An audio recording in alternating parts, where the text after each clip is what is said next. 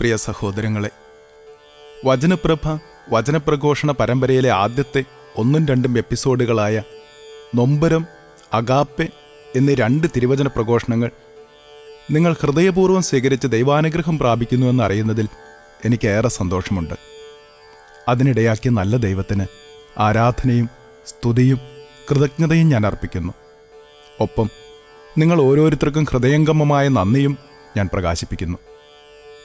പിതൃസഹജമായ വാത്സല്യങ്ങളോടെ എന്നെ അനുഗ്രഹിച്ചു വളർത്തുന്ന വത്സലരായ അഭിവന്യ മാർ പോൾ ചിറ്റിലപ്പള്ളി പിതാവിനും അഭിവന്യ റെമീജിയോസ് ഇഞ്ചനാനിയിൽ പിതാവിനും ഈ വചനപ്രഘോഷണ പരമ്പരയുടെ സ്ക്രിപ്റ്റുകൾ പരിശോധിച്ച് വേണ്ട നിർദ്ദേശങ്ങൾ തരുന്ന ബഥാനിയ ധ്യാനകേന്ദ്രം ഡയറക്ടർ ബഹുമാനപ്പെട്ട ഡോക്ടർ ജെയിംസ് കിളിയനാനിക്കൽ അച്ഛനും, പുല്ലൂരാമ്പാറ ഇടവക വികാരി ബഹുമാനപ്പെട്ട എഫ്രൈം പൊട്ടനാനിക്കൽ അച്ഛനും, ബഹുമാനപ്പെട്ട കുര്യൻ പുരമഠത്തിലച്ഛനും, മറ്റെല്ലാ വൈദികർക്കും സന്യസ്തർക്കും ആത്മായർക്കും എൻ്റെ എളിയ നന്ദി ഞാൻ പ്രകാശിപ്പിക്കുന്നു.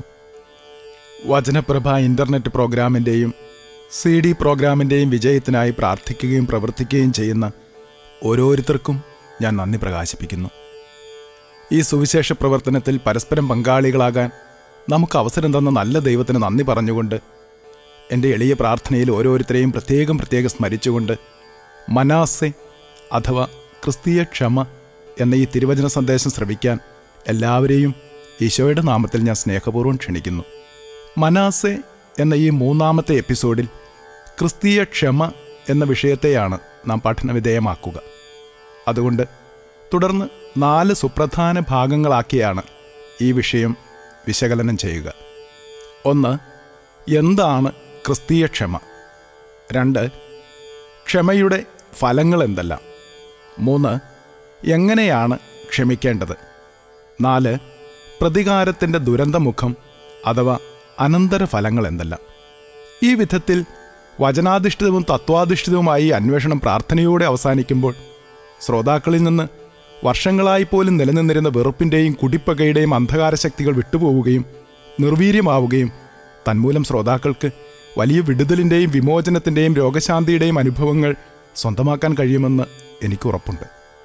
ഈ തിരുവചനം നമുക്ക് മനസ്സിലേക്ക് കൊണ്ടുവരാം. വിശുദ്ധ ലൂക്കാ എഴുതിയ സുവിശേഷം അധ്യായം 24 വാക്യം 25.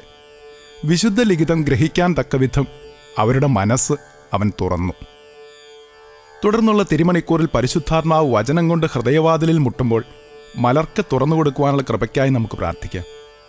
വെറുപ്പിൻ്റെ മതിലുകൾ നശിപ്പിക്കാനും തകർക്കാനും തകിടം മറിക്കാനുമുള്ള കരുത്തിനായും സ്നേഹത്തിൻ്റെ ഒരു നവജീവിതം പണിതുയർത്താനും നട്ടുവളർത്താനുമുള്ള വരത്തിനായും പരിശുദ്ധ അമ്മയുടെയും സകല വിശുദ്ധരുടെയും മാലാഖമാരുടെയും മാധ്യസ്ഥം യാചിച്ചുകൊണ്ട് ഏറെ ശ്രദ്ധയോടെ അതിലേറെ ഭക്തിയോടെ ഈ തിരുവചന ഭാഗം നമുക്ക് ശ്രദ്ധിക്കാം. വിശുദ്ധ മത്തായി എഴുതിയ സുവിശേഷം അധ്യായം 5 വാക്യങ്ങൾ 43 മുതൽ 48 വരെ. അയൽക്കാരനെ സ്നേഹിക്കുക, ശത്രുവിനെ ദ്വേഷിക്കുക എന്ന് പറഞ്ഞിട്ടുള്ളത് നിങ്ങൾ കേട്ടിട്ടുണ്ടല്ലോ. എന്നാൽ ഞാൻ നിങ്ങളോട് പറയുന്നു, ശത്രുക്കളെ സ്നേഹിക്കുവിൻ, നിങ്ങളെ പീഡിപ്പിക്കുന്നവർക്ക് വേണ്ടി പ്രാർത്ഥിക്കുവിൻ. അങ്ങനെ നിങ്ങൾ നിങ്ങളുടെ സ്വർഗസ്ഥനായ പിതാവിൻ്റെ മക്കളായിത്തീരും. അവിടുന്ന് ശിഷ്ടരുടെയും ദുഷ്ടരുടെയും മേൽ സൂര്യനെ ഉദിപ്പിക്കുകയും നീതിമാന്മാരുടെയും നീതിരഹിതരുടെയും മേൽ മഴ പെയ്യുകയും ചെയ്യുന്നു.